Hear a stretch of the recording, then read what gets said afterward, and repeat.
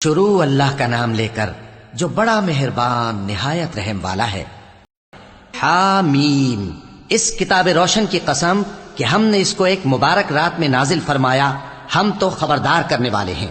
اسی رات میں تمام حکمت کے کام فیصل کیے جاتے ہیں، یعنی ہمارے ہاں سے حکم ہو کر بے شک ہم ہی فرشتوں کو بھیجتے ہیں۔ یہ تمہارے پروردگار کی رحمت ہے، وہی تو سننے والا ہے، جاننے والا ہے۔ آسمانوں اور زمین اور جو کچھ ان دونوں میں ہے سب کا مالک، بشرطے کہ تم لوگ یقین کرنے والے ہو۔ اس کے سوا کوئی معبود نہیں، وہی زندگی دیتا ہے اور وہی موت دیتا ہے، وہی تمہارا اور تمہارے پہلے باپ دادوں کا پروردگار ہے۔ لیکن یہ لوگ شک میں پڑے کھیل رہے ہیں، تو اس دن کا انتظار کرو کہ آسمان سے صاف دھواں نکلے گا جو لوگوں پر چھا جائے گا، یہ درد دینے والا عذاب ہے۔ اس وقت وہ کہیں گے کہ اے پروردگار، ہم سے اس عذاب کو دور کر، ہم ایمان لاتے ہیں۔ اس وقت ان کو نصیحت کہاں مفید ہوگی، جبکہ ان کے پاس پیغمبر آ چکے جو ہمارے احکام کھول کر بیان کر دیتے تھے۔ پھر انہوں نے ان سے منہ پھیر لیا اور کہنے لگے، یہ تو سکھایا پڑھایا ہوا ہے، دیوانہ ہے، ہم تو تھوڑے دنوں عذاب ٹال دیتے ہیں مگر تم پھر کفر کرنے لگتے ہو۔ جس دن ہم بڑی سخت گرفت کریں گے تو بے شک انتقام لے کر چھوڑیں گے۔ اور ان سے پہلے ہم نے قوم فرعون کی آزمائش کی، اور ان کے پاس ایک عالی قدر پیغمبر آئے جنہوں نے یہ کہا کہ اللہ کے بندوں یعنی بنی اسرائیل کو میرے حوالے کر دو، میں تمہارا امانت دار پیغمبر ہوں، اور اللہ کے سامنے سرکشی نہ کرو، میں تمہارے پاس کھلی دلیل لے کر آیا ہوں، اور اس بات سے کہ تم مجھے سنگسار کرو، میں اپنے اور تمہارے پروردگار کی پناہ لے چکا ہوں، اور اگر مجھ پر ایمان نہیں لاتے تو مجھ سے الگ ہو جاؤ۔ تب موسیٰ نے اپنے پروردگار سے دعا کی کہ یہ نافرمان لوگ ہیں۔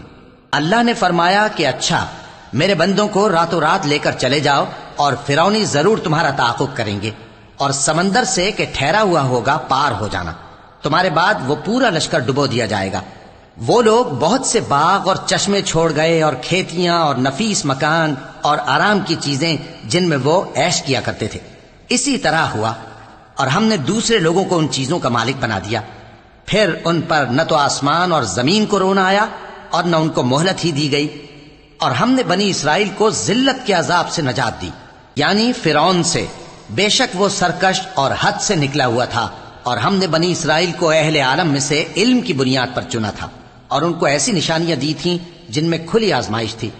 یہ لوگ یہ کہتے ہیں کہ ہمیں صرف پہلی دفعہ یعنی ایک بار مرنا ہے اور پھر اٹھنا نہیں، پس اگر تم سچے ہو تو ہمارے باپ دادا کو زندہ کر لا۔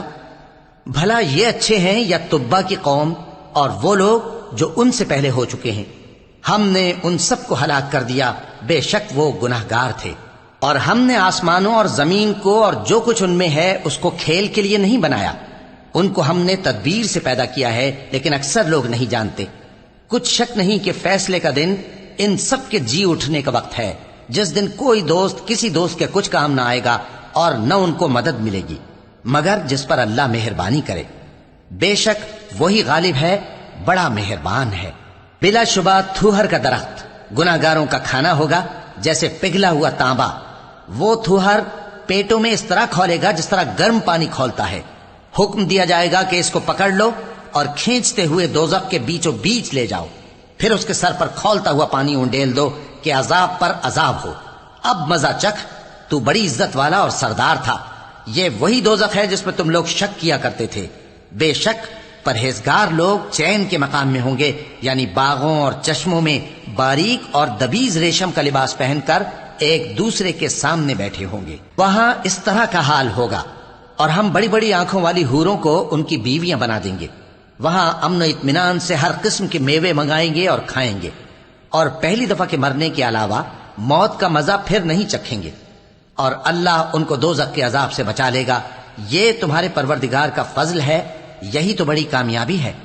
ہم نے اس قرآن کو تمہاری زبان میں آسان کر دیا ہے تاکہ یہ لوگ نصیحت حاصل کریں، پس تم بھی انتظار کرو، یہ بھی انتظار کر رہے ہیں۔